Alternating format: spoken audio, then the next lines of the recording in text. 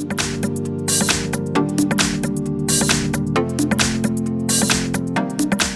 front of me is Apple iPad Air from 2020, and let me show you how to change date and time on the following device.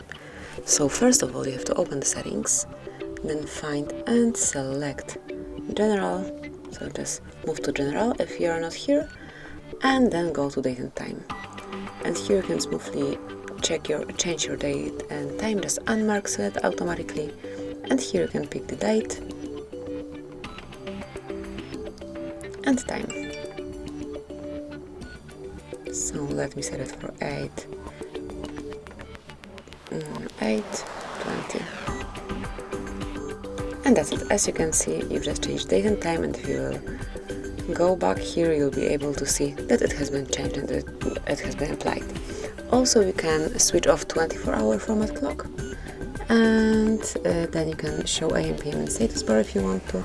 Just take a look right here. You can unmark it and leave hour only without AM or PM, and also you can show date and status bar if you want to. So now you've got it right here.